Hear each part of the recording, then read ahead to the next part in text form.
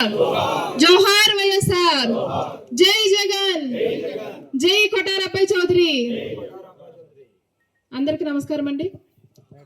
వేదికను అలంకరించిన పెద్దలు గౌరవనీయులు శ్రీ కొటార రామచంద్రరావు గారికి, అలాగే ఇక్కడికి విచ్చేసిన నాయకులందరికీ కూడా పేరు పేరున నమస్కారాలు తెలియజేసుకుంటున్నాను. ఈరోజు చాలా సంతోషం.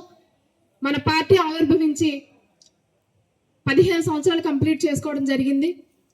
మనం ఇప్పుడు 16వ ఆవిర్భావ దినోత్సవాన్ని మనం జరుపుకుంటున్నాము. మీ అందరికీ కూడా 16వ వైఎస్ఆర్సీపీ పార్టీ ఆవిర్భావ దినోత్సవ శుభాకాంక్షలు తెలియజేసుకుంటున్నాను. నిజంగా చాలా సంతోషం. ఎన్ని కష్టాలు, ఎన్ని ఇబ్బందులు, ఎన్ని కేసులు పెట్టినా, ఆర్థికంగా ఆస్తులను ధ్వంసం చేసిన, పార్టీ కోసం నిలబడిన ప్రతి కార్యకర్త కష్టం నిజంగా అభినందించాల్సిన విషయం ఎంతైనా ఉంది. ఎందుకు అనంటే ఇబ్బందులకు ఏ రోజు కూడా తలవగ్గలేదు.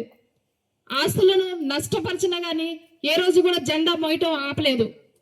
ఇబ్బందులు గురి చేసిన, కేసులు పెట్టిన పార్టీ కార్యకర్త జెండాని నమ్ముకుని ఉన్నారు. మనం నమ్మిన జెండా ఎలాంటి జెండా అనంటే ప్రజలకు ఒక బలం. మన వైఎస్ఆర్సీపీ జెండా అంటే రైతులకు ఒక భరోసా. మన వైఎస్ఆర్సీపీ జెండా అంటే సంక్షేమానికి నిదర్శనం. మన వైఎస్ఆర్సీపీ జెండా అంటే ప్రజలకు ఒక భద్రత. అలాంటి జెండా మనం మోస్తున్నందుకు మనం గర్వపడాలి.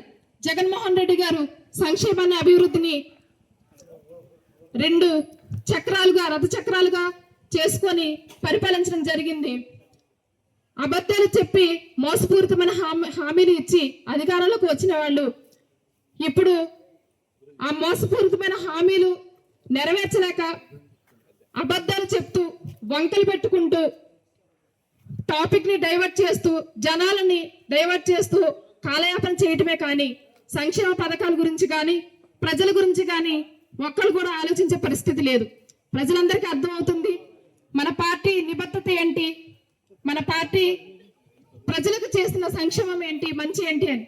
కాబట్టి మనం అందరం కూడా ఇంకా గ్రామ స్థాయి నుంచి రాష్ట్ర స్థాయి వరకు కూడా పార్టీకి అండగా నిలబడి, ఇప్పుడు ఎంతైతే బలంగా ఉన్నామో, ఇప్పుడు సంస్థాగత కమిటీల నిర్మాణం కూడా జరిగింది కాబట్టి మనం అందరం కూడా ఒక కుటుంబ సభ్యులలాగా కలిసి ఉండి ఇంకా పార్టీని బలంగా, పటిష్టంగా ముందుకు తీసుకువెళ్ళే విధంగా ఉండాలి.